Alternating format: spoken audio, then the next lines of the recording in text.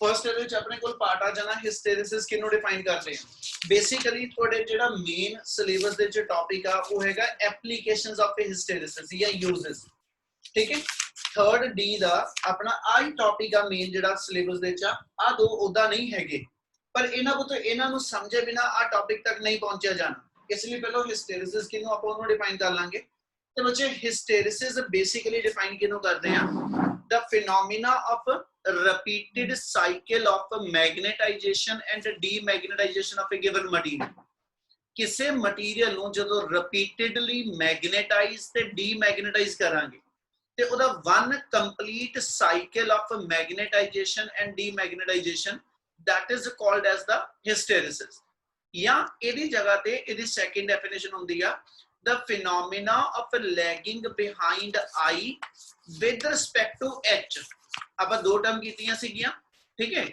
Third D ਦੇ ਅੰਦਰ ਹੀ ठीक है जी एक टर्म ਸੀਗੀ ਤੁਹਾਡੇ ਕੋਲ इंटेंसिटी ऑफ मैग्नेटाइजेशन एक टर्म ਸੀਗੀ मैग्नेटाइजिंग फोर्स या मैग्नेटिक फील्ड इंटेंसिटी ठीक है ਇਹਨਾਂ ਦੋਨਾਂ ਟਰਮਸ ਦੇ ਵਿੱਚ ਆਪਣੇ ਕੋਲ ਉਹਨੇ ਇਹ ਡਿਫਾਈਨ ਕੀਤਾ ਵਾ ਕੋਵਿਡ ਵੀ ठीक है ਇਹਨਾਂ ਦੋਨਾਂ ਟਰਮਸ ਦੇ ਵਿੱਚ ਆਪਾਂ ਐਸਐਚਏ ਕਹਿੰਦੇ ਪਏ ਕਿ ਜਦੋਂ ਕਿਸੇ ਮਟੀਰੀਅਲ ਨੂੰ ਮੈਗਨੇਟਾਈਜ਼ ਕਰਦੇ ਆ ਜਦੋਂ ਕਿਸੇ ਮਟੀਰੀਅਲ ਨੂੰ ਮੈਗਨੇਟਾਈਜ਼ ਕਰਦੇ ਤੇ ਉਸ ਇਨਸਟੈਂਟ ਤੇ ਉਸ ਮਟੀਰੀਅਲ ਤੇ ਜਿਹੜੀ ਮੈਗਨੇਟਾਈਜ਼ਿੰਗ ਫੀਲਡ या मैग्नेटाइजिंग फोर्स ਜਿਹੜੀ ਲਗਾਵਾਂਗਾ ਤੇ ਜਿਹੜਾ ਮਟੀਰੀਅਲ ਦੇ ਅੰਦਰ ਇੰਟੈਂਸਿਟੀ ਆਫ ਮੈਗਨੇਟਾਈਜੇਸ਼ਨ ਬਿਲਟ ਅਪ ਹੋਏਗੀ ਮਟੀਰੀਅਲ ਤੇ ਮੈਂ ਮੈਗਨੈਟਿਕ ਫੀਲਡ ਅਪਲਾਈ ਕਰਾਂਗਾ ਉਹਦੇ ਕਰਕੇ ਮਟੀਰੀਅਲ ਦੇ ਅੰਦਰ ਜਿਹੜੇ ਐਟਮਸ ਨੇ ਉਹ ਅਲਾਈਨਡ ਹੋਣੇ ਸ਼ੁਰੂ ਹੋ ਜਾਣੇ ਹੁਣ ਜਿੱਦਾਂ ਜਿੱਦਾਂ ਐਟਮ ਅਲਾਈਨਡ ਹੁੰਦੇ ਜਾਣੇ ਆ ਅਸੀਂ ਕਹਿੰਦੇ ਉਸ ਮਟੀਰੀਅਲ ਦੇ ਅੰਦਰ ਇੰਟੈਂਸਿਟੀ ਆਫ ਮੈਗਨੇਟਾਈਜੇਸ਼ਨ ਵੱਧਦੀ ਜਾਏਗੀ ਤੇ ਉਹਨੇ ਇਹ ਕਿਹਾ ਕਿ ਵੀ ਜਿਹੜੀ ਇੰਟੈਂਸਿਟੀ ਆਫ ਮੈਗਨੇਟਾਈਜੇਸ਼ਨ ਆ ਤੇ ਜਿਹੜਾ ਮੈਗਨੇਟਾਈਜ਼ਿੰਗ ਫੋਰਸ ਲਗਾਈ ਆ ਇਹਨਾਂ ਦੋ ਚੀਜ਼ਾਂ ਦੀ ਆਪਸ ਵਿੱਚ ਵੇਰੀਏਸ਼ਨ ਲੈਣੀ ਹੈ ਕਿ ਦੋਨੋਂ ਇੱਕ ਦੂਜੇ ਦੇ ਰਿਸਪੈਕਟਿਵਲੀ ਕਿੱਦਾਂ ਚੇਂਜ ਹੁੰਦੇ ਠੀਕ ਹੈ ਤੇ ਉਹਦਾ ਜਿਹੜਾ ਗ੍ਰਾਫ ਬਣਦਾ ਉਹਨੂੰ ਅਸੀਂ ਨਾਮ ਦਿੰਨੇ ਕਿ ਵੀ ਉਹ ਮੇਰੀ ਹਿਸਟੈਰਿਸਿਸ ਕਰਵ ਹੁਣ ਇਹਨੂੰ ਇੱਥੇ ਆਪਾਂ ਐਸਐਚ ਗੱਲ ਕਰੀਏ ਤੇ ਇਦਾਂ ਕਹਾਂਗੇ ਕਿ ਜੇ ਆ ਇੱਕ ਮੇਰੇ ਕੋਲ ਮੈਗਨੈਟਿਕ ਮਟੀਰੀਅਲ ਆ आप आ जी चीज बना के एक्सप्लेन करता पे ये बुक दे विच किते नहीं ना ਇਹਦੀ ਲੋੜ ਆ पर ये ਤੁਹਾਨੂੰ ਐਸਾ ਚ ਦਿਮਾਗ ਚ ਜ਼ਰੂਰ ਰੱਖੋ ਜਦੋਂ ਆਪਾਂ ਇਸ ਗ੍ਰਾਫ ਨੂੰ ਸਟੱਡੀ ਕਰਨਾ ਹੋਏਗਾ ਮਤਲਬ ਆ ਵਾ ਕਿ ਵੀ ਮੇਰੇ ਕੋਲ ਇੱਕ ਰੀਜਨ ਦੇ ਅੰਦਰ ਤੁਸੀਂ ਐਸਾ ਚ ਆ ਮੈਗਨੈਟਿਕ ਫੀਲਡ ਅਪਲਾਈ ਕਰਕੇ ਇੱਥੇ ਮੈਗਨੇਟਾਈਜ਼ਿੰਗ ਫੋਰਸ ਲਗਾ ਦਿਓ ਮੈਂ B by H ਨਹੀਂ ਲਿਖਿਆ ਬੋਰਡ ਕਲੀਅਰ ਵਿਜ਼ੀਬਲ ਆ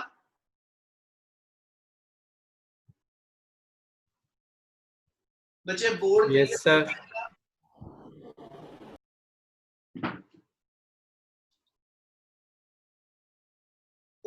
बोर्ड क्लियर विजिबल आ मेरी आवाज सुनती पई क्या सारा कुछ क्लियर हो रहा yes sir sir diagram clear है पर सर लिखा हुआ क्लियर नहीं है लिखा वाला नहीं है सर ब्लर है मैं थोड़ा बड़ा लिखदा फिर ठीक है एक्चुअली आज ना विच कबे गैप आ थोड़ा जिहा मैनू रूम शिफ्ट करना पिया किसी गल करके आज ਤੇ ਉਹਦੇ ਕਰਕੇ ਥੋੜਾ ਗੈਪ ਬੰਦਾ ਪਿਆ ਮੈਂ ਵਰਡ ਥੋੜੇ ਵੱਡੇ ਆ ਪਰ ਆਪਾਂ ਮੇਨ ਗ੍ਰਾਫ ਆ ਬੰਨਾ ਠੀਕ ਹੈ ਜੀ ਐਸਐਚ ਆ ਮੈਥਮੈਟਿਕਲੀ ਇਸ ਤੇ ਦਾ ਲਿਖਿਆ ਕੁਝ ਨਹੀਂ ਆ ਠੀਕ ਹੈ ਆਪਾਂ ਇਹਦੇ ਅੰਦਰ ਥੋੜਾ ਐਸਐਚ ਇਹਦਾ ਲੈ ਕੇ ਚੱਲਦੇ ਪਏ ਕਿ ਇਸ ਮੈਗਨੈਟਿਕ ਮਟੀਰੀਅਲ ਨੂੰ ਜਦੋਂ ਮੈਂ ਮੈਗਨੈਟਿਕ ਫੀਲਡ ਜਾਂ ਮੈਗਨੇਟਾਈਜ਼ਿੰਗ ਫੋਰਸ ਦੇ ਇਨਫਲੂਐਂਸ ਲੈ ਕੇ ਆਵਾਂਗਾ ਕਿ ਕਹਿੰਦਾ ਜੀ ਹੋਏਗਾ ਕਿ ਇਹਦੇ ਅੰਦਰ ਜੇ ਅਸੀਂ ਆ ਚੀਜ਼ ਨੂੰ ਹਜੇ ਜ਼ੀਰੋ ਰੱਖੀਏ ਮਤਲਬ ਕੋਈ ਮੈਗਨੈਟਿਕ ਫੀਲਡ ਜਾਂ ਮੈਗਨੇਟਾਈਜ਼ਿੰਗ ਫੋਰਸ ਨਹੀਂ ਲਾਈ ਤੇ ਇਹਦੇ ਅੰਦਰ ਜਿੰਨੇ ਡਿਫਰੈਂਟ ਐਟਮਸ ਨੇ ਤੇ all aligned in different direction ਜਿਹਦੇ ਕਰਕੇ ਇਸ ਮਟੀਰੀਅਲ ਦੇ ਅੰਦਰ ਇੰਟੈਂਸਿਟੀ ਆਫ ਮੈਗਨੇਟਾਈਜੇਸ਼ਨ ਦੀ ਵੈਲਿਊ 0 ਆ ਇੰਨੀ ਗੱਲ ਸਮਝ ਲੱਗੀ यस सर यस सर ਇਸ ਮਟੀਰੀਅਲ ਤੇ ਜੇ ਇਸ ਮਟੀਰੀਅਲ ਤੇ ਆ non zero magnetic field apply ਕਰ ਦਵਾਂ ਤੇ ਜਦੋਂ ਇਸ ਮਟੀਰੀਅਲ ਤੇ non zero magnetic field apply ਕਰਾਂਗਾ ਇਹਦੇ ਐਟਮ ਅਲਾਈਨਡ ਹੋਣੇ ਸ਼ੁਰੂ ਹੋ ਜਾਣੇ ਜਿੱਦਾਂ ਜਿੱਦਾਂ ਮੈਂ ਇਧਰੋਂ ਮੈਗਨੇਟਾਈਜ਼ਿੰਗ ਫੀਲਡ ਜਾਂ ਮੈਗਨੇਟਾਈਜ਼ਿੰਗ ਫੋਰਸ ਨੂੰ ਇਨਕਰੀਜ਼ ਕਰਦਾ ਜਾਵਾਂਗਾ ਇਹਦੇ ਅੰਦਰ ਇੰਟੈਂਸਿਟੀ ਆਫ ਮੈਗਨੇਟਾਈਜੇਸ਼ਨ ਵੀ ਇਨਕਰੀਜ਼ ਕਰੇਗੀ ਇੱਕ ਲੈਵਲ ਤੱਕ B ਜਾਂ H ਦੇ ਵਧਣ ਦੇ ਨਾਲ ਇਹਦੇ ਅੰਦਰ ਇੰਟੈਂਸਿਟੀ ਆਫ ਮੈਗਨੇਟਾਈਜੇਸ਼ਨ ਵਧਦੀ ਜਾਊ ਫਿਰ ਇੱਕ ਸਟੇਜ ਉਹ ਆ ਜਾਏਗੀ ਜਦੋਂ ਇਹਦੇ ਅੰਦਰ ਸਾਰੇ ਹੀ ਐਟਮ ਜਿਹੜੇ ਉਹ ਕੰਪਲੀਟ ਅਲਾਈਨਡ ਹੋ ਜਾਣੇ ਅਸੀਂ ਕਹਾਂਗੇ ਮਟੀਰੀਅਲ ਦੇ ਅੰਦਰ ਸੈਚੂਰੇਸ਼ਨ ਮੈਗਨੇਟਿਜ਼ਮ ਆ ਜਾਏਗੀ ਜਦੋਂ ਸੈਚੂਰੇਸ਼ਨ ਮੈਗਨੇਟਿਜ਼ਮ ਆ ਗਈ ਉਸ ਤੋਂ ਬਾਅਦ ਜੇ ਮੈਂ B ਔਰ H ਫਰਦਰ ਇਨਕਰੀਜ਼ ਕਰਾਂ ਤੇ ਮਟੀਰੀਅਲ ਦੇ ਅੰਦਰ ਫਰਦਰ ਕੋਈ ਐਟਮ ਨਹੀਂ ਬਚਿਆ ਜਿਹੜਾ ਹਜੇ ਹੋਰ ਅਲਾਈਨਡ ਹੋਣਾ। ਇਸ ਲਈ ਫਿਰ ਐਸਐਚ ਸੈਚੂਰੇਸ਼ਨ ਮੈਗਨੇਟਿਜ਼ਮ ਤੋਂ ਬਾਅਦ ਇੰਟੈਂਸਿਟੀ ਆਫ ਮੈਗਨੇਟਾਈਜੇਸ਼ਨ ਹੋਰ ਨਹੀਂ ਵਧੇਗੀ। ਉਹ ਤੇ ਜੋ ਬੋਲਾਂਗਾ ਇਹ ਤੁਹਾਡੇ ਗ੍ਰਾਫ ਦੀ ਐਕਸਪਲੇਨੇਸ਼ਨ ਬਣਨੀ ਹੈ। ਉਸ ਤੋਂ ਬਾਅਦ ਜੇ ਮੈਂ ਇਹਦੇ ਤੇ ਮੈਗਨੇਟਾਈਜ਼ਿੰਗ ਫੋਰਸ ਨੂੰ ਜਾਂ ਫੀਲਡ ਨੂੰ ਘਟਾਉਣਾ ਸ਼ੁਰੂ ਕਰ ਦਵਾਂ ਤੇ ਮੈਂ ਨੋਟ ਕਰਾਂਗਾ ਇਹਦੇ ਅੰਦਰ ਜਿਹੜੇ ਐਟਮ ਅਲਾਈਨਡ ਹੋਏ ਸੀਗੇ ਹਨਾ, ਹੌਲੀ ਹੌਲੀ ਉਹ ਐਟਮ ਡਿਸ ਅਲਾਈਨ ਹੋਣੇ ਦੁਬਾਰਾ ਸ਼ੁਰੂ ਹੋ ਜਾਣੇ। ठीक है, और जे मैं इधरों चलते चलते एक स्टेज इदा दी आ गई कि मैं मैग्नेटाइजिंग फील्ड जीरो कर देता, मतलब इतने मैग्नेटाइजिंग फोर्स जीरो कर ली, ते उदों असीं नोट करांगे स्पेसिमन दे अंदर हजे भी कुछ एटम्स ने जिहड़े परमानेंटली अलाइंड ही आ, जिहड़े डिस अलाइन नहीं होए है ना। उदों असीं कहने जी वो मटीरियल अंदर कुछ non zero intensity of magnetization की वैल्यू बची होएगी। ਤੇ ਜੇ ਮੈਂ ਉਹਨੂੰ ਵੀ ਜ਼ੀਰੋ ਕਰਨਾ ਕਿ ਵੀ ਜਿਹੜੇ 100 ਦੇ ਵਿੱਚੋਂ 10 ਐਟਮ ਹਜੇ ਵੀ ਅਲਾਈਨਡ ਆ, ਮੈਂ ਉਹਨਾਂ ਨੂੰ ਵੀ ਡਿਸਅਲਾਈਨ ਕਰਨਾ ਤੇ ਮੈਂ ਇਸ ਮਟੀਰੀਅਲ ਤੇ ਰਿਵਰਸ ਡਾਇਰੈਕਸ਼ਨ ਦੇ ਵਿੱਚ ਮੈਗਨੇਟਾਈਜ਼ਿੰਗ ਫੀਲਡ ਲਗਾਉਣਾ ਸ਼ੁਰੂ ਕਰ ਦਾਂਗਾ। ਤੇ ਰਿਵਰਸ ਡਾਇਰੈਕਸ਼ਨ ਚ ਲਗਾਉਣ ਦੇ ਨਾਲ ਕੀ ਹੋਏਗਾ, ਉਹ ਐਟਮ ਜੇ ਇਦਾਂ ਅਲਾਈਨਡ ਆ, ਕੋਈ ਇਦਾਂ ਆਜੂ, ਕੋਈ ਇਦਾਂ ਆਜੂ, ਕੋਈ ਇਦਾਂ ਆਜੂ, ਅਲਟੀਮੇਟਲੀ ਉਹ ਡਿਸਅਲਾਈਨਮੈਂਟ ਦੇ ਨਾਲ ਇੱਕ ਸਟੇਜ ਤੇ ਜਾ ਕੇ ਇੰਟੈਂਸਿਟੀ ਆਫ ਮੈਗਨੇਟਾਈਜੇਸ਼ਨ ਜ਼ੀਰੋ ਹੋ ਜਾਏਗੀ। ठीक है, ਅਸੀਂ ਨੋਟ ਕਰਾਂਗੇ ਉਹ ਕਿੰਨਾ ਮੈਗਨੇਟਾਈਜ਼ਿੰਗ ਫੀਲਡ ਮੈਂ ਆਪੋਜ਼ਿਟ ਡਾਇਰੈਕਸ਼ਨ ਚ ਲਗਾਇਆ। ਇਹ ਸਾਰੇ ਪੁਆਇੰਟ ਜੋ ਬੋਲਦਾ ਪਿਆ ਇਹਨਾਂ ਨੂੰ ਲੈ ਕੇ ਅਸੀਂ ਇੱਕ ਗ੍ਰਾਫ ਨੂੰ ਐਕਸਪਲੇਨ ਕਰਦੇ ਹਾਂ। ਠੀਕ ਹੈ, ਕਿ ਮਟੀਰੀਅਲ ਪਹਿਲਾਂ ਮੈਗਨੇਟਾਈਜ਼ ਕੀਤਾ, ਫਿਰ ਇੱਕ ਲੈਵਲ ਤੇ ਆ ਕੇ ਅਸੀਂ ਕੰਪਲੀਟ ਡੀਮੈਗਨੇਟਾਈਜ਼ ਕਰ ਦਿੱਤਾ, ਫਿਰ ਕੰਪਲੀਟ ਡੀਮੈਗਨੇਟਾਈਜ਼ ਕਰਕੇ ਰਿਵਰਸ ਡਾਇਰੈਕਸ਼ਨ ਚ ਫਿਰ ਮੈਗਨੇਟਾਈਜ਼ ਕੀਤਾ, ਫਿਰ ਉਹਨੂੰ ਡੀਮੈਗਨੇਟਾਈਜ਼ ਕੀਤਾ, ਫਿਰ ਉਹਨੂੰ ਮੈਗਨੇਟਾਈਜ਼ ਕੀਤਾ। ਸੋ ਦਿਸ repeated cycle of magnetization and demagnetization उस phenomena ਨੂੰ ਅਸੀਂ hysteresis ਕਹਿੰਦੇ ਹਾਂ। ਤੇ ਇਹਦੇ corresponding ਜਿਹੜਾ ਗ੍ਰਾਫ ਬਣਨਾ, ਗ੍ਰਾਫ ਮੇਰੇ ਕੋਲ ਕੁਝ ਇਸ ਵੇ ਦਾ ਆ ਜਾਏਗਾ, ਗ੍ਰਾਫ ਤੋਂ ਸਾਡੇ ਕੋਲ ਇਸ ਵੇ ਦਾ ਬਣਨਾ ਇਹਦਾ।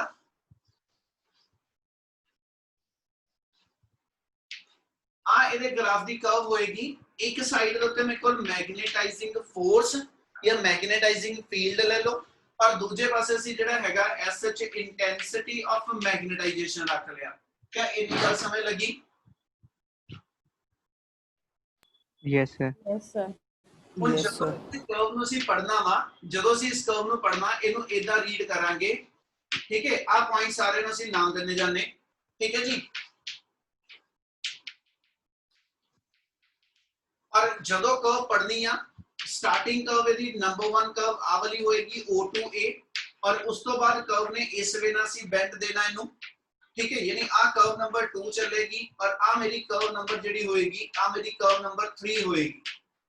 ठीक है, और इस तो बाद जेडी आ लाइन मेरी हॉरिजॉन्टल है, इदां ही इस तो बाद भी आ लाइन मेरी जेडी आ ये हॉरिजॉन्टल है। कर्व कंप्लीट आ, हुन इनु एक्सप्लेन कर रहे हैं, इहदी एक्सप्लेनेशन समझदे चलियो। ऐसा जैसे की डिफाइन करते हैं कि शुरू दे अंदर मेरे कोल की होएगा ਜਦੋਂ ਅਸੀਂ h ਦੀ ਵੈਲਿਊ 0 ਅਪਲਾਈ ਕੀਤੀ। ਹੁਣ ਗ੍ਰਾਫ ਇਹ ਆ, ਇਹਦੇ ਬੈਕ ਐਂਡ ਤੇ ਆ ਫਿਗਰ ਤੁਹਾਡੇ ਦਿਮਾਗ 'ਚ ਰਹਿਣੀ ਆ। ਠੀਕ ਹੈ, ਕਿ ਵੀ ਜਦੋਂ ਮੈਗਨੇਟਾਈਜ਼ਿੰਗ ਫੀਲਡ ਨਹੀਂ ਲਾਇਆ ਇਹਦੇ ਅੰਦਰ ਕੀ ਹੋਇਆ, ਜਦੋਂ ਲਾਇਆ ਤਾਂ ਫੇਰ ਕੀ ਹੋਇਆ। ਸੋ ਆ ਚੀਜ਼ ਨੂੰ ਦਿਮਾਗ 'ਚ ਰੱਖ ਕੇ ਤੁਸੀਂ ਐਕਸਪਲੇਨੇਸ਼ਨ ਇੱਥੋਂ ਦੱਸਦੇ ਪਏ ਹੋ ਬੇਟਾ। ਆਪਾਂ ਸ਼ੁਰੂ 'ਚ ਕਹਿ ਰਹੇ ਕਿ ਵੀ ਜਦੋਂ ਐਸਐਚ ਮੈਗਨੇਟਾਈਜ਼ਿੰਗ ਫੋਰਸ ਨਾਲ 0 ਅਪਲਾਈ ਕੀਤੀ ਆ ਤੇ ਮੈਂ ਨੋਟ ਕਰ ਰਿਹਾ ਉਸ ਮਟੀਰੀਅਲ ਦੇ ਅੰਦਰ ਇੰਟੈਂਸਿਟੀ ਆਫ ਮੈਗਨੇਟਾਈਜੇਸ਼ਨ ਦੀ ਵੈਲਿਊ ਵੀ 0 ਆ। क्या इतनी गल समझ लगी? Yes Yes, sir. sir. Yes, sir. चलो हुन इस तो बाद ਆਪਾਂ ਜੇ ਕੰਟੀਨਿਊ ਕਰਦੇ ਚੱਲੀਏ। ਹੁਣ ਆ ਲਾਈਨ ਜਿਹੜੀ ਮੈਂ SHO2A ਵਾਲੇ ਪਾਰਟ 'ਚ ਲੈ ਕੇ ਚੱਲਾਂਗਾ ਸਭ ਤੋਂ ਪਹਿਲਾਂ, ਤੇ ਮੈਨੂੰ ਇਹਦੇ ਅੰਦਰ ਕੀ ਮਿਲ ਰਿਹਾ ਕਿ ਜਿੱਦਾਂ ਜਿੱਦਾਂ ਮੈਂ ਇਤੋਂ SH ਆ ਮੈਗਨੇਟਾਈਜ਼ਿੰਗ ਫੀਲਡ ਨੂੰ H ਨੂੰ ਵਧਾਉਂਦਾ ਜਾਵਾਂਗਾ, ਜਿੱਦਾਂ ਦਾ ਮੇਰਾ H ਵਧਦਾ ਜਾਏਗਾ ਇਹਦਾ ਮਤਲਬ ਆ ਇਸ ਮਟੀਰੀਅਲ ਤੇ ਅਪਲਾਈ ਕਰਨ ਵਾਲਾ ਮੈਗਨੈਟਿਕ ਫੀਲਡ ਤੁਸੀਂ ਸਟਰੋਂਗ ਕਰਦੇ ਜਾ ਰਹੇ ਹੋ। ਤੇ ਅਸੀਂ ਆਹ ਫਾਰਮੂਲਾ ਪੜਿਆ ਸੀ ਟਾਰਕ ਦਾ, mb sin ਥੀਟਾ। ਇਹਦਾ ਮਤਲਬ ਜੇ ਤੁਸੀਂ b ਨੂੰ ਜਾਂ h ਨੂੰ, ਹਨਾ, ਕਿਉਂਕਿ ਆਪਾਂ ਆ ਪੜਿਆ ਸੀ b ਡਾਇਰੈਕਟਲੀ ਟੂ h, ਇਹਦਾ ਮਤਲਬ ਤੁਸੀਂ ਮੈਗਨੇਟਾਈਜ਼ਿੰਗ ਫੀਲਡ ਜਾਂ ਮੈਗਨੇਟਾਈਜ਼ਿੰਗ ਫੋਰਸ ਨੂੰ ਜਿੱਦਾਂ ਜਿੱਦਾਂ ਵਧਾਓਗੇ ਹਰ ਐਟਮ ਤੇ ਲੱਗਣ ਵਾਲਾ ਟਾਰਕ ਵਧ ਰਿਹਾ ਤੇ ਟਾਰਕ ਉਹਦੀ ਟਰਨਿੰਗ ਕਰਕੇ ਉਹਨੂੰ ਅਲਾਈਨ ਕਰਨ ਦੀ ਕੋਸ਼ਿਸ਼ ਕਰ ਰਿਹਾ। ਇਹਦਾ ਮਤਲਬ ਇਹ ਹੋ ਗਿਆ ਕਿ ਜਦੋਂ O2A ਜਾਵਾਂਗਾ ਇਸ ਕਰਵ ਦੇ ਅਕੋਰਡਿੰਗਲੀ ਜਿੱਦਾਂ ਜਿੱਦਾਂ ਮੇਰਾ SH ਇਧਰੋਂ H ਜਿਹੜਾ ਵਾ that will going on increasing, ਤੇ ਵੀ ਆਬਜ਼ਰਵ ਇਸ ਸਾਈਡ ਤੋਂ ਇੰਟੈਂਸਿਟੀ ਆਫ ਮੈਗਨੇਟਾਈਜੇਸ਼ਨ ਜਿਹੜੀ ਉਹ ਵੀ ਮੇਰੀ ਵਧਦੀ ਜਾਏਗੀ। ਕੀ ਇੰਨੀ ਗੱਲ ਸਮਝ ਲੱਗੀ? Yes, Yes, sir. sir. ਇਸ ਤੋਂ ਬਾਅਦ ਜੇ ਇਸੇ ਗੱਲ ਨੂੰ ਕੱਟੀ ਨਿਕਲੀਏ, ਹੁਣ ਜਦੋਂ ਤੁਸੀਂ ਆਹ ਪੁਆਇੰਟ ਤੇ ਆ ਗਏ, ਮਤਲਬ ਤੁਸੀਂ ਮੈਗਨੇਟਾਈਜ਼ਿੰਗ ਫੀਲਡ ਇਹਦੇ ਬਰਾਬਰ ਦਾ ਲਾਤਾ, ਤੇ ਅਸੀਂ ਅਬਜ਼ਰਵ ਕੀਤਾ ਕਿ ਵੀ ਆਹ A ਪੁਆਇੰਟ ਜਿਹੜਾ ਮੇਰੇ ਕੋਲ ਆਇਆ, ਇਸ ਤੋਂ ਬਾਅਦ ਜੇ ਮੈਂ H ਦੀ ਵੈਲਿਊ ਨੂੰ ਹੋਰ ਇਨਕਰੀਜ਼ ਕਰ ਰਿਹਾ, ਜਦੋਂ ਮੈਂ ਮੈਗਨੇਟਾਈਜ਼ਿੰਗ ਫੋਰਸ ਹੋਰ ਇਨਕਰੀਜ਼ ਕਰ ਰਿਹਾ, ਬਟ ਇਸ ਤੋਂ ਬਾਅਦ ਕਰਵ ਮੇਰੀ ਜਿਹੜੀ ਆ ਉਹ ਹੌਰੀਜ਼ੌਂਟਲ ਹੋ ਚੁੱਕੀ ਹੈ। ਇਹਦਾ ਮਤਲਬ ਹੋ ਗਿਆ ਅਸੀਂ ਕਹਿੰਦੇ ਕਿ ਵੀ ਇਸ ਤੋਂ ਵੱਧ ਹੋਰ ਮੈਗਨੈਟਿਕ ਫੀਲਡ ਮਟੀਰੀਅਲ ਦੇ ਅੰਦਰ ਨਹੀਂ ਬਣਨਾ, ਮਤਲਬ ਇੰਟੈਂਸਿਟੀ ਆਫ ਮੈਗਨੇਟਾਈਜੇਸ਼ਨ ਦੀ ਵੈਲਿਊ ਇਸ ਪੁਆਇੰਟ ਦੇ ਉੱਤੇ ਆ ਕੇ ਮੈਕਸਿਮਮ ਹੋ ਗਈ। ਇਹਦਾ ਮਤਲਬ ਤੁਹਾਡੇ ਸਪੈਸੀਮਨ ਦੇ ਅੰਦਰ ਜਿਹੜੇ ਐਟਮਸ ਨੇ ਹੌਲੀ ਹੌਲੀ ਅਲਾਈਨਡ ਹੁੰਦੇ ਗਏ, ਤੇ ਹੁਣ ਉਹ ਸਟੇਜ ਆ ਗਈ ਜਦੋਂ ਸਾਰੇ ਦੇ ਸਾਰੇ ਐਟਮ ਜਿਹੜੇ ਨੇ ਉਹ ਕੰਪਲੀਟ ਅਲਾਈਨਡ ਹੋ ਚੁੱਕੇ ਆ। ਅਸੀਂ ਉਹਨੂੰ ਨਾਮ ਦਿੰਨੇ ਕਿ ਇਸ ਪੋਜੀਸ਼ਨ ਤੇ ਆ ਕੇ ਮਟੀਰੀਅਲ ਜਿਹੜਾ ਵਾ ਉਹਦੀ ਸੈਚੂਰੇਸ਼ਨ ਮੈਗਨੇਟਿਜ਼ਮ ਆ ਗਈ। ਕਿ ਆ ਗੱਲ ਸਮਝ ਲੱਗੀ? Yes, sir. Yes, sir. ਮਤਲਬ ਇਹ ਹੋ ਗਿਆ ਬੇਟਾ, ਸਾਡਾ ਮਟੀਰੀਅਲ ਜਿਹੜਾ ਵਾ ਉਹ ਕੰਪਲੀਟ ਮੈਗਨੇਟਾਈਜ਼ ਹੋਇਆ ਐਸ ਵੇਲੇ ਕੰਪਲੀਟ ਮੈਗਨੇਟ ਬਣਿਆ ਹੋਇਆ, ਠੀਕ ਹੈ। ਔਰ ਫਰਦਰ ਉਹਦੇ ਅੰਦਰ ਹੋਰ ਇੰਟੈਂਸਿਟੀ ਆਫ ਮੈਗਨੇਟਾਈਜੇਸ਼ਨ ਨਹੀਂ ਵੱਧ ਸਕਦੀ। ਤੇ ਪਰ ਜੇ ਮੈਂ ਰਿਵਰਸ ਸ਼ੁਰੂ ਕਰਾਂ ਹੁਣ, ਮਤਲਬ ਤੁਸੀਂ H ਦੇ ਪੁਆਇੰਟ ਦੇ ਕੋਰਸਪੋਂਡਿੰਗ ਇਹਦੇ ਪੁਆਇੰਟ ਦੇ ਕੋਰਸਪੋਂਡਿੰਗ ਇੰਟੈਂਸ ਮੈਗਨੇਟਾਈਜ਼ਿੰਗ ਫੋਰਸ ਨੂੰ ਘਟਾਉਣਾ ਸ਼ੁਰੂ ਕਰਤਾ।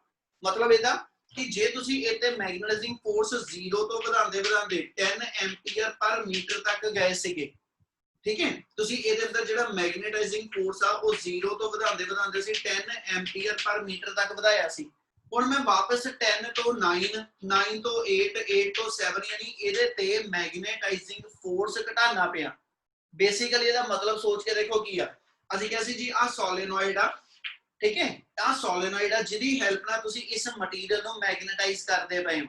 ਇਹਦੇ ਵਿੱਚ ਕਰੰਟ ਪਾਸ ਹੁੰਦਾ ਪਿਆ। ਕਰੰਟ ਮੰਨ ਲਓ ਮੇਰਾ 10 ਐਂਪੀਅਰ ਆ, ਮੈਂ ਕਰੰਟ ਜਦੋਂ 9 ਐਂਪੀਅਰ ਕਰੂੰਗਾ ਤੇ ਮੈਗਨੈਟਿਕ ਫੀਲਡ ਦਾ ਫਾਰਮੂਲਾ μNI, ਤੇ ਜੇ ਮੈਂ I ਨੂੰ ਘਟਾਉਂਗਾ, ਇੱਥੇ I ਕਰੰਟ ਨੂੰ ਕਿੰਨਾ ਪਿਆ, ਜੇ ਮੈਂ ਇਹ ਚ ਕਰੰਟ ਘਟਾਉਂਗਾ ਤੇ ਇਹ ਚ ਬਣਨ ਵਾਲਾ ਮੈਗਨੈਟਿਕ ਫੀਲਡ ਘਟੂਗਾ। ਇਹਦਾ ਮਤਲਬ ਇਹਦੇ ਤੇ ਮੈਗਨੇਟਾਈਜ਼ਿੰਗ ਫੀਲਡ ਨੂੰ ਘਟਾਉਣ ਵਾਸਤੇ ਤੁਸੀਂ ਇੱਕ ਤਰ੍ਹਾਂ ਆ ਕਹਿ ਰਹੇ ਕਿ ਜਿਹੜੀ ਆ ਸੋਲੇਨੋਇਡ ਹੋਏਗੀ ਜਿਹਦੇ ਆ ਮੈਗਨੈਟਿਕ ਪੋਲ ਆ, ਅਸੀਂ ਇਹਦੇ ਅਕ੍ਰੋਸ ਮੈਗਨੈਟਿਕ ਫੀਲਡ ਦੀ ਸਟਰੈਂਥ ਨੂੰ ਘਟਾਣੇ ਪਏ। ਤੇ ਜਿੱਦਾਂ ਜਿੱਦਾਂ ਮੈਂ ਮੈਗਨੇਟਾਈਜ਼ਿੰਗ ਫੋਰਸ ਘਟਾਵਾਂਗਾ ਤੇ ਐਟਮ ਜਿਹੜੇ ਕਿ ਅੰਡਰ ਕੰਪਲਸ਼ਨ ਅਲਾਈਨਡ ਪਏ ਨੇ, ਹਨਾ, ਕਿਉਂਕਿ ਐਟਮ ਆਪਣੇ ਆਪ 'ਚ ਤੇ ਰੈਂਡਮ ਰਹਿਣਾ ਚਾਹੁੰਦੇ ਆ, ਰੈਂਡਮਲੀ ਓਰੀਐਂਟਡ ਹੁੰਦੇ ਨੇ। ਪਰ ਜਦੋਂ ਤੁਸੀਂ ਮੈਗਨੇਟਾਈਜ਼ਿੰਗ ਫੋਰਸ ਲਗਾਈ ਤੇ ਤੁਸੀਂ ਅੰਡਰ ਕੰਪਲਸ਼ਨ ਸਾਰੇ ਅਲਾਈਨਡ ਕੀਤੇ ਆ। ਤੇ ਜੇ ਉਹ ਕੰਪਲਸ਼ਨ ਘਟਾਉਂਦਾ ਜਾਊਂਗਾ, ਮੈਂ ਕੰਪਲਸ਼ਨ ਘਟਾਉਣ ਦਾ ਮਤਲਬ ਮੈਗਨੇਟਾਈਜ਼ਿੰਗ ਫੋਰਸ ਘਟਾਊਂਗਾ, ਤੇ ਐਟਮ ਦੀ ਅਲਾਈਨਮੈਂਟ ਵੀ ਟੁੱਟਣੀ ਸ਼ੁਰੂ ਹੋ ਜਾਣੀ। ਇਹਦਾ ਮਤਲਬ ਮੇਰੇ ਐਟਮ ਜਿਹੜੇ ਨੇ, ਜਿਹੜਾ ਇਦਾਂ ਪਿਆ ਐਟਮ ਸੀਗਾ, ਹਨਾ, ਉਹ ਇਸ ਡਾਇਰੈਕਸ਼ਨ ਦੇ ਵਿੱਚ ਜਾਂ ਇਸ ਡਾਇਰੈਕਸ਼ਨ 'ਚ ਮੰਨ ਲਓ ਡਿਸਅਲਾਈਨ ਹੋ ਗਿਆ। ਇਹਦਾ ਮਤਲਬ ਇਹਦੀ ਮੈਗਨੈਟਿਕ ਮੂਵਮੈਂਟ ਜਿਹੜੀ ਆ, ਹਨਾ, ਉਹ ਐਸ ਸੱਚ ਹੁਣ ਕੰਪਲੀਟ ਇਸ ਡਾਇਰੈਕਸ਼ਨ 'ਚ ਨਹੀਂ ਰਹਿ ਗਈ। ਇਸ ਲਈ ਅੱਗੇ ਨਾਲੋਂ ਥੋੜਾ ਜਿਹਾ ਵੀਕ ਮੈਗਨੇਟਾਈਜ਼ ਹੋ ਜੂ। ਅਸੀਂ ਇਹਨੂੰ ਇਹ ਕਹਿ ਕੇ ਕਹਿੰਦੇ ਕਿ ਇਹਦੇ ਅੰਦਰ ਇੰਟੈਂਸਿਟੀ ਆਫ ਮੈਗਨੇਟਾਈਜੇਸ਼ਨ ਅੱਗੇ ਨਾਲੋਂ ਘਟ ਗਈ। ਕਿ ਆ ਗੱਲ ਸਮਝ ਲੱਗੀ? Yes, sir. Yes, sir. Graph ਦੇ ਉੱਤੇ ਆਪਾਂ ਇਹਨੂੰ ਕਿੱਦਾਂ ਪੜ੍ਹਦੇ ਪਏ ਆਵੇ ਨਾ ਕਿ ਵੀ ਜਦੋਂ ਤੁਸੀਂ ਐਸ ਸੱਚ ਹੁਣ H ਦੀ ਵੈਲਿਊ ਇਸ ਪੋਜੀਸ਼ਨ ਦੀ ਥਾਂ ਤੇ ਇੰਨੀ ਕਰ ਲਈ, ਕੇਵਲ ਅੱਗੇ ਨਾਲੋਂ ਘਟਾਤਾ। Now you follow the curve number 2। Material same path ਤੇ ਆਪਣੇ ਆਪ ਨੂੰ ਰੀਟ੍ਰੇਸ ਨਹੀਂ ਕਰਾਂਦਾ। ਮਟੀਰੀਅਲ ਜਿਹੜਾ ਉਸ ਮੂਮੈਂਟ ਤੇ ਡਿਸਅਲਾਈਨਡ ਹੋਣ ਲੱਗੇ ਸੈਪਰੇਟ ਕਰਵ ਨੂੰ ਫੋਲੋ ਅਪ ਕਰਦਾ ਪਿਆ। ਇਹਦਾ ਮਤਲਬ ਇਹ ਹੋ ਗਿਆ ਜਿੱਦਾਂ ਜਿੱਦਾਂ H ਘਟਦਾ ਜਾਏਗਾ, ਜਿੱਦਾਂ ਜਿੱਦਾਂ H ਘਟਦਾ ਜਾਏਗਾ, ਇਧਰੋਂ ਇੰਟੈਂਸਿਟੀ ਆਫ ਮੈਗਨੇਟਾਈਜੇਸ਼ਨ ਜਿਹੜੀ ਹੋਏਗੀ ਦੈਟ ਆਲਸੋ ਗੋਇੰਗ ਔਨ ਡਿਕਰੀਜ਼ਿੰਗ। ਔਰ ਜਦੋਂ ਇਧਰੋਂ H ਘਟਦੇ ਘਟਦੇ 0 ਹੋ ਗਿਆ, ਹੁਣ ਇੱਥੇ ਫਿਰ ਹਿਸਟੈਰਿਸਿਸ ਦੀ ਡੈਫੀਨੇਸ਼ਨ ਹੈਗੀ ਆ, ਜਦੋਂ H ਘਟਦੇ ਘਟਦੇ 0 ਹੋ ਗਿਆ, ਸਟਿਲ ਉਦੋਂ ਵੀ ਇੰਨੀ ਇੰਟੈਂਸਿਟੀ ਆਫ ਮੈਗਨੇਟਾਈਜੇਸ਼ਨ ਦੀ ਵੈਲਿਊ ਇਸ OB ਦੇ ਬਰਾਬਰ ਹਜੇ ਵੀ ਇਹਦੇ ਅੰਦਰ ਇੰਟੈਂਸਿਟੀ ਆਫ ਮੈਗਨੇਟਾਈਜੇਸ਼ਨ ਦੀ ਵੈਲਿਊ ਬਚੀ ਹੋਈ ਆ। ਕਿ ਆ ਗੱਲ ਸਮਝ ਲੱਗਦੀ ਬਈ? Yes, sir. H reduce करके 0 हो गया, हजे भी OB ਦੇ ਬਰਾਬਰ ਮਟੀਰੀਅਲ ਦੇ ਅੰਦਰ ਇੰਟੈਂਸਿਟੀ ਆਫ ਮੈਗਨੇਟਾਈਜੇਸ਼ਨ ਬਚੀ ਆ। ਇਹਦਾ ਮਤਲਬ ਜੇ ਇੱਥੇ ਸੋਚਾ ਤੇ ਇਹ ਕਹੂੰਗਾ ਕਿ ਜਦੋਂ H 0 ਵੀ ਕਰ ਲਿਆ, ਹਨਾ, ਤੇ ਡਿਊ ਟੂ ਇਨਰਸ਼ੀਆ ਆਫ ਡਾਇਰੈਕਸ਼ਨ ਕੁਝ ਐਟਮ ਜਿਹੜੇ ਮੇਰੇ ਕੋਲ ਐਸਐਚ ਅਲਾਈਨਡ ਪਏ ਨੇ ਉਹ ਡਿਸਅਲਾਈਨ ਨਹੀਂ ਹੁੰਦੇ ਪਏ। ਇਹਦਾ ਮਤਲਬ ਜੇ 100 ਐਟਮ ਸੀਗਾ ਤੇ 100 ਦੇ ਵਿੱਚੋਂ 70 ਐਟਮ ਡਿਸਅਲਾਈਨ ਹੋ ਚੁੱਕੇ ਆ, ਪਰ 30 ਹਜੇ ਵੀ ਅਲਾਈਨਡ ਆ। ਇਹਦਾ ਮਤਲਬ ਉਹ 30 ਅਲਾਈਨਡ ਐਟਮ ਦੀ ਕੁਛ ਨਾ ਕੁਛ ਮੈਗਨੈਟਿਕ ਮੂਵਮੈਂਟ ਹੋਏਗੀ, ਜਿਹਨੂੰ ਅਸੀਂ ਕਹਿੰਦੇ ਉਹਦੀ ਕੁਛ ਨਾ ਕੁਛ ਇੰਟੈਂਸਿਟੀ ਆਫ ਮੈਗਨੇਟਾਈਜੇਸ਼ਨ ਹੋਏਗੀ। ਉਹਨੂੰ ਅਸੀਂ ਨਾਮ ਦੇ ਦਿੰਦੇ ਕਿ OB ਦੇ ਬਰਾਬਰ OB ਦੇ ਬਰਾਬਰ ਮਟੀਰੀਅਲ ਦੇ ਅੰਦਰ ਇੰਟੈਂਸਿਟੀ ਆਫ ਮੈਗਨੇਟਾਈਜੇਸ਼ਨ ਬਚੀ ਰਹਿ ਗਈ ਜਦੋਂ H ਮੇਰਾ 0 ਹੋ ਗਿਆ ਤੇ ਜਿੰਨਾ ਵੀ ਆ I the naan zero value ਬਚੀ ਹੋਏਗੀ, ਇਹ I the naan zero value ਆ, ਜਿੰਨੀ ਵੀ I the naan zero value ਬਚੀ ਹੋਏਗੀ ਜਦੋਂ H 0 ਹੋਇਆ, ਇਹਨੂੰ ਅਸੀਂ ਐਸ ਸੱਚ ਨਾਮ ਦਿੰਨੇ ਆ ਰੈਜ਼ੀਡਿਊਲ ਮੈਗਨੇਟਿਜ਼ਮ ਜਾਂ ਅਸੀਂ ਇਹਨੂੰ ਕਹਿੰਦੇ ਰਿਟੈਂਟਿਵਿਟੀ। मैं लाइन दोबारा बोलांगा। आपा की क्या कहना जी, जदों मेरे को एस सच H 0 आ, जदों मेरे को H 0 आ, ठीक है जी, ते देन उस इंस्टेंट दे उत्ते I दी जेडी नॉन जीरो वैल्यू आ, I उदों इन्नी OB दे बराबर नॉन जीरो वैल्यू दिंदा पिया, ठीक है। ਇਹਦੀ इस I दी उस नॉन जीरो वैल्यू ਦਾ ਨਾਮ ਅਸੀਂ ਇਹਨੂੰ ਰੱਖਦੇ ਹਾਂ, that's called as the retentivity. Word समझ लग गया जी?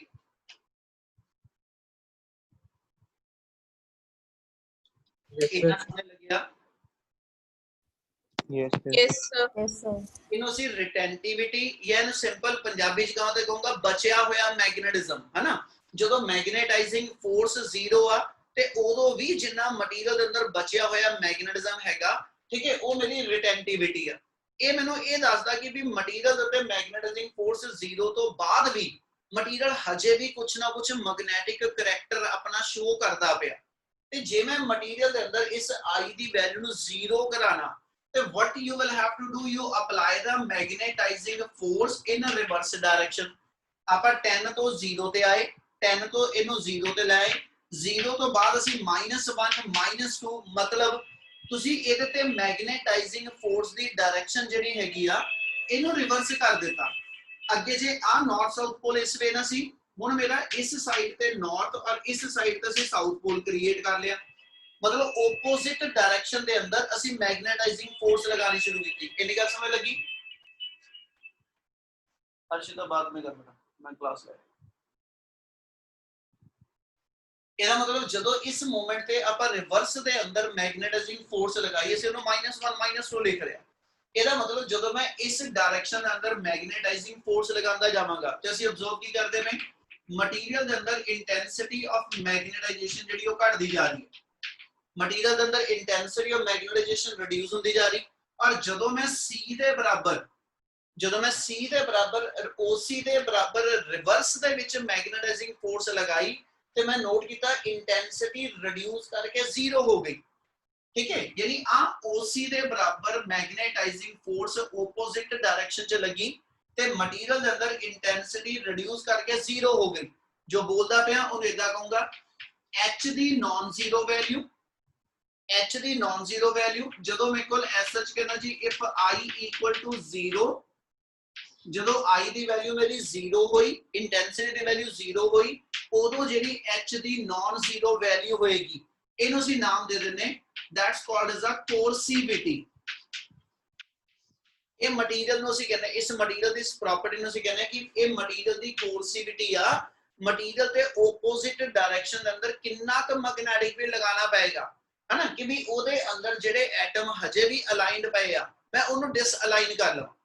ਮਤਲਬ 100 ਸੀਗੇ, ਠੀਕ ਹੈ ਜੀ, 100 ਦੇ 100 ਐਟਮ ਪਹਿਲਾਂ ਅਲਾਈਨਡ ਹੋਏ, ਠੀਕ ਹੈ, ਸੈਚੂਰੇਸ਼ਨ ਮੈਗਨੇਟਿਜ਼ਮ ਬਣਿਆ, ਮਟੀਰੀਅਲ ਕੰਪਲੀਟ ਮੈਗਨੇਟਾਈਜ਼ ਹੋ ਗਿਆ, ਫਿਰ ਅਸੀਂ ਆਪੋਜ਼ਿਟ ਡਾਇਰੈਕਸ਼ਨ ਤੱਕ ਚਲੇ ਗਏ, ਮਟੀਰੀਅਲ ਨੂੰ ਡੀਮੈਗਨੇਟਾਈਜ਼ ਕਰਨ ਲੱਗੇ ਤੇ ਅਸੀਂ ਨੋਟ ਕੀਤਾ ਜਦੋਂ ਉਹਦੇ ਇੰਟਰਮੀਡੀਏਟ H0 ਆਇਆ ਉਦੋਂ ਹਜੇ ਵੀ 100 ਦੇ ਵਿੱਚੋਂ 30 ਐਟਮ ਅਲਾਈਨਡ ਪਏ ਨੇ ਜਿਹੜੇ ਨਹੀਂ ਡਿਸਅਲਾਈਨ ਹੋਏ, ਜਿਨ੍ਹਾਂ ਦੇ ਅੰਦਰ ਕਰਕੇ ਉਹ ਮਟੀਰੀਅਲ ਦਾ ਕੁਝ ਮੈਗਨੈਟਿਕ ਬਿਹੇਵੀਅਰ ਹੈਗਾ ਵਾ।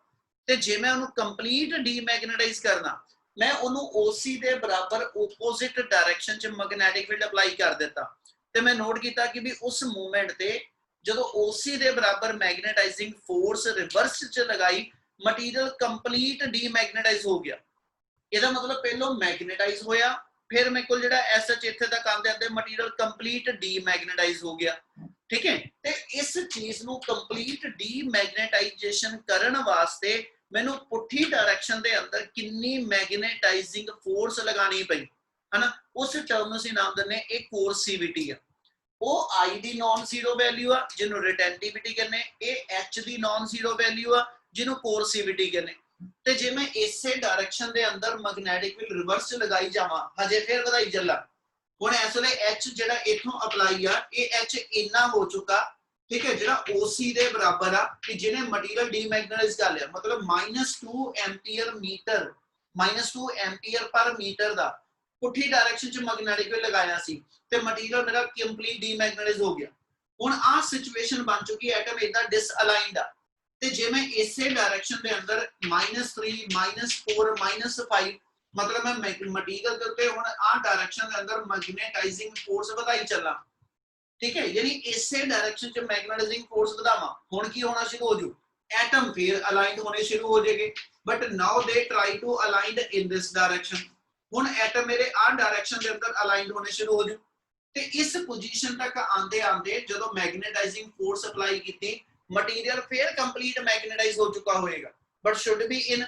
रिवर्स डायरेक्शन जे अगे इधर इधर नॉर्थ पोल सी है ना इस मैग्नेट बनी दा इधर पहले नॉर्थ से हुन इधर साउथ आ गया यानी कंप्लीट पोलैरिटी रिवर्स करके मटेरियल फिर मैग्नेटाइज हो गया क्या इन्नी गल समझ लगी Yes, sir. Yes, sir. चलो हुन इसे गल नु फिर कंटिन्यू करदे हुन इथे तक मैग्नेटाइजिंग फोर्स जदों लगाती रिवर्स च मटेरियल दे अंदर सैचुरेशन मैग्नेटिज्म फिर आ गई बट नाउ ओदी पोलैरिटी रिवर्स हो चुकी है यानी आ मटेरियल मैग्नेटिज्म तक कंप्लीट आ बट अगे इहदे पोल जिधर नु सीगे ओदे तो रिवर्स पोल बन गए हुन जे मैं फिर दोबारा तो हुन आ कर्व ते तुर पो 3 नंबर कर्व जेडी आ हुन जे मैं फिर इहदे ते मैग्नेटाइजिंग फोर्स अप्लाई करनी शुरू करा ठीक है ते वी ऑब्जर्व जदों चलदे चलदे आ पॉइंट ते मैं फिर आवांगा ठीक है जदों इस पॉइंट ते मैं फिर आवांगा ते मैं नोट करूंगा h रिड्यूस करके 0 आजू h रिड्यूस करके 0 आजू ते h दे 0 होण दे स्टिल आ OE दे बराबर मटेरियल च हजे भी मैग्नेटिज्म बचिया होया यानी पहलो इधर 30 एटम बच गए सी जेडे अलाइंड रह गए ते मैनू डिसअलाइन करने पुठा उन्हां नू अप्लाई करना पे मैग्नेटिक फील्ड हुन इधर 30 एटम हजे भी अलाइंड पे आ ते इन्हां दी डिसअलाइनमेंट करानी आ ते ਅਸੀਂ ਕਹਿੰਦੇ ਜੀ ਉਦੋਂ OF ਦੇ ਬਰਾਬਰ ਮੈਂ ਫਿਰ SH ਕੋਰਸਿਵਿਟੀ ਅਪਲਾਈ ਕਰਾਂਗਾ ਮੈਗਨੇਟਾਈਜ਼ਿੰਗ ਫੋਰਸ ਫਿਰ ਲਗਾਵਾਂਗਾ ਤੇ F ਪੁਆਇੰਟ ਤੱਕ ਆਂਦੇ ਆਂਦੇ मटीरियल कंप्लीट डीमैग्नेटाइज हो जाएगा और F तो A वाला फिर जेड़ा कर्व दा पोर्शन है वो फिर आही सेम आइडेंटिकल कर्व मेरी फिर बननी शुरू हो जू यानी फिर मटीरियल दोबारा तो फॉरवर्ड च मैग्नेटाइज होना शुरू हो जू फिर डीमैग्नेटाइज सो रिपीटेडली मटीरियल बार-बार मैग्नेटाइज ते डीमैग्नेटाइज हुंदा पे पर इस सारे प्रोसेस दे अंदर I ते H बराबर दे वेरी नहीं करदे पे जदों शुरू होए सी इथों तुरना H भी 0 सी I भी 0 सी पर जो वापस मुड़े तो H वापस आके 0 हो गया पर I पीछे रह गया I नॉन जीरो रह गया उस वेले ठीक है तो इस फिनोमिना नु the phenomena of lagging behind I with respect to H ठीक है when material is completely magnetized and demagnetized this phenomena of lagging behind I with respect to कहना जी H is called as a hysteresis उन अपन नाम देने की भी hysteresis क्या इन्नी गल समझ आई Yes, Yes, sir. sir. ਇਹ ਚ ਕਿਸੇ ਨੂੰ ਕੋਈ ਡਾਊਟ ਹੈਗਾ ਤੇ ਇੱਕ ਵਾਰੀ ਬੋਲੋ ਨਹੀਂ ਤਾਂ ਆਪਾਂ ਇਸੇ ਗੱਲ ਨੂੰ ਕੰਟੀਨਿਊ ਕਰੀਏ ਸਰ ਵਨ ਸਾਈਕਲ ਕਿੱਥੋਂ ਤੱਕ ਕੰਪਲੀਟ ਹੁੰਦਾ ਹਾਂਜੀ ਵਨ ਸਾਈਕਲ ਕਿੱਥੋਂ ਤੱਕ ਕੰਪਲੀਟ ਹੁੰਦਾ ਇੱਥੇ ਆ ਕੇ ਮਟੀਰੀਅਲ ਆਪਣਾ ਕੀ ਹੋ ਗਿਆ ਜੀ ਸੌਰੀ ਇੱਥੇ ਆ ਕੇ ਮਟੀਰੀਅਲ ਆਪਣਾ ਕੀ ਹੋਇਆ ਸੀ I0 I0 ਦਾ ਮਤਲਬ ਕੀ ਹੋ ਗਿਆ ਕੰਪਲੀਟ ਡੀਮੈਗਨੇਟਾਈਜ਼ ਹੋ ਗਿਆ ਹਾਂਜੀ ਜਦੋਂ ਉਹ ਤੋਂ ਤੁਰੇ ਸੀਗੇ ਤੇ ਅਸੀਂ ਕਹਿੰਦੇ ਜੀ SH ਮੇਰਾ ਮਟੀਰੀਅਲ ਕੰਪਲੀਟ ਡੀਮੈਗਨੇਟਾਈਜ਼ ਪਿਆ ਸੀ A ਤੱਕ ਪਹੁੰਚਦੇ ਕੰਪਲੀਟ ਮੈਗਨੇਟਾਈਜ਼ ਹੋ ਗਿਆ C ਤੱਕ ਆਂਦੇ ਮਟੀਰੀਅਲ ਕੰਪਲੀਟ ਡੀਮੈਗਨੇਟਾਈਜ਼ ਹੋ ਗਿਆ फिर दोबारा C तो चल के F तक जो वापस पहुंचे मटीरियल कंप्लीट फिर मैग्नेटाइज हो गया रिवर्स दे अंदर फिर SH मैकल जो F तक पहुंचे मटीरियल फिर कंप्लीट डीमैग्नेटाइज हो गया ठीक है जी फिर इस तो बाद आही FA वाली का फिर OA वाली दोबारा शुरू होगी ठीक है पहलो इदां सी एटम इदां सी फिर अलाइंड होए फिर डिसअलाइन होए फिर आ अलाइंड होए फिर डिसअलाइन होए यानी ਅਸੀਂ ਕਹਿੰਦੇ ਇਹ ਕੰਪਲੀਟ ਆਪਣੇ ਆਪ ਚ ਆਪਾਂ ਇਹਨੂੰ ਵੀ ਇੱਕ ਸਾਈਕਲ ਕਹਿੰਦੇ ਹਾਂ क्लियर है यस सर चलो आ वाली टर्म्स की गल दोबारा फिर कंटिन्यू कर रहे हैं इहदी लोड़ ਆਪਾਂ ਨੂੰ रिटेंटिविटी ते कोर्सिविटी रिटेंटिविटी ਇਹ ਦੱਸਦੀ ਆ ਕਿ ਵੀ 100 ਦੇ ਵਿੱਚੋਂ ਕਿੰਨੇ ਐਟਮ ਜਿਹੜੇ ਨੇ ਉਹ ਹਜੇ ਵੀ ਅਲਾਈਨਡ ਆ ਠੀਕ ਹੈ ਤੇ ਮੇਰੇ ਕੋ ਕੋਰਸਿਵਿਟੀ ਇਹ ਦੱਸਦੀ ਆ ਜਿੰਨੇ ਵੀ ਅਲਾਈਨਡ ਆ ਉਹਨੂੰ ਡਿਸਅਲਾਈਨ ਕਰਨ ਵੇਲੇ ਮੈਨੂੰ ਕਿੰਨਾ ਕੁ ਜ਼ੋਰ ਲਾਣਾ ਪਿਆ। ਮਤਲਬ ਜਦੋਂ ਮੈਂ ਐਟਮ ਜਿਹੜੇ ਸੀਗੇ ਮੇਰੇ ਕੋਲ ਅਲਾਈਨ ਸੀਗੇ ਤੇ ਮੁੜ ਕੇ ਮੈਂ ਡਿਸਅਲਾਈਨ ਕੀਤੇ, ਭਾਵੇਂ 100 ਚੋਂ 30 ਕਰਨੇ ਪਏ ਡਿਸਅਲਾਈਨ, 70 ਤਾਂ ਬੜੇ ਆਰਾਮ ਨਾਲ ਡਿਸਅਲਾਈਨ ਹੋ ਗਏ, ਪਰ ਜਿਹੜੇ 30 ਬਾਕੀ ਦੇ ਬਚੇ ਸੀ ਰਿਟੈਂਟਿਵਿਟੀ, ਉਹਨੂੰ ਜ਼ੀਰੋ ਕਰਨ ਵੇਲੇ ਹਨਾ ਜਿਹੜੀ ਕੋਰਸਿਵਿਟੀ ਅਪਲਾਈ ਕਰਨੀ ਪਈ ਉਹ ਬਹੁਤ ਜ਼ਿਆਦਾ। ਤੇ ਕਿਸੇ ਵੀ ਮਟੀਰੀਅਲ ਦੀ ਸਿਲੈਕਸ਼ਨ, ਕਿਸੇ ਵੀ ਐਪਲੀਕੇਸ਼ਨ ਵਾਸਤੇ ਹਮੇਸ਼ਾ ਉਹਦੀ ਰਿਟੈਂਟਿਵਿਟੀ ਕਿੰਨੀ ਆ, ਉਹਦੀ ਕੋਰਸਿਵਿਟੀ ਕਿੰਨੀ ਆ, ਉਹਦੀ ਪਰਮੇਬਿਲਿਟੀ ਕਿੰਨੀ ਆ, ਇਹ ਸਾਰੀਆਂ ਚੀਜ਼ਾਂ ਮਿਲ ਕੇ ਡਿਸਾਈਡ ਕਰਦੀਆਂ ਕਿ ਵੀ ਕਿਹੜੇ ਮਟੀਰੀਅਲ ਨੂੰ ਕਿਸ ਪਰਪਸ ਲਈ ਯੂਜ਼ ਕਰੀਏ। ਇੱਕ ਐਗਜ਼ਾਮਪਲ ਦੇ ਰਿਹਾ, ਜੇ ਮੰਨ ਲਓ ਮੇਰੇ ਕੋਲ ਐਸ ਸੱਚ ਆਪਾਂ ਇੱਥੇ ਦੁਬਾਰਾ ਇਹੀ ਹਿਸਟੈਰਿਸਿਸ ਕਰਵ ਬਣਾਈਏ,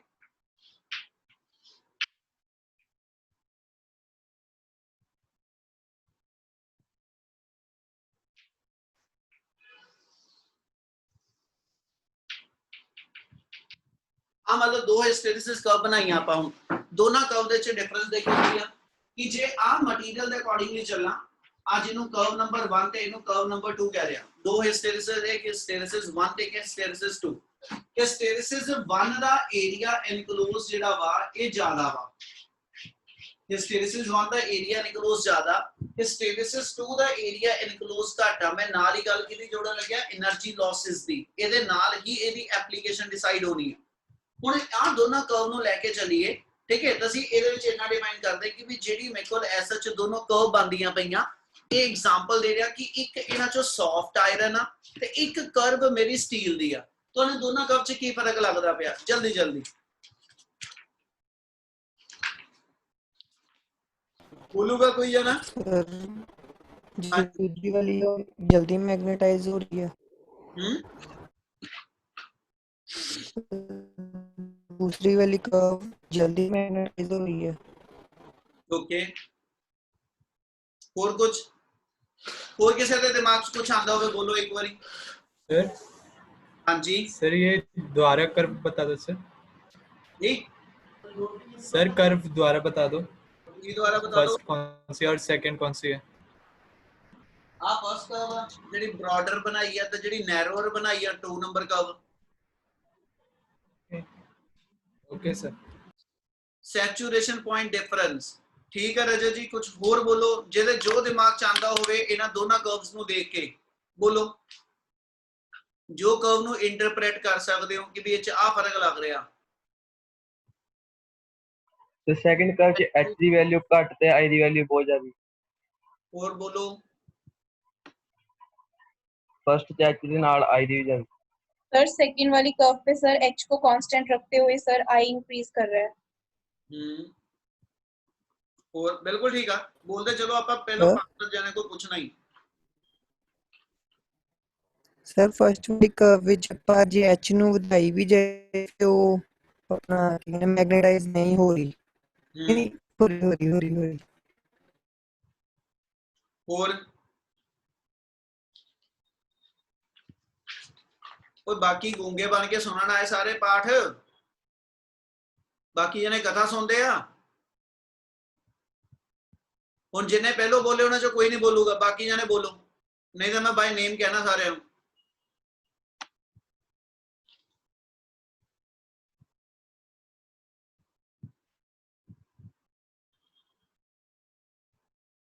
चल बबलीन,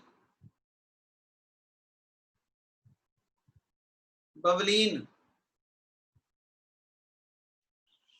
अमित शर्मा, मैं जेड़े ना बोले मैं सैकेंड आईडी वेले उन्हां नूं अलाउ नहीं करना कि भी वो कंटिन्यू करोगे इस दे।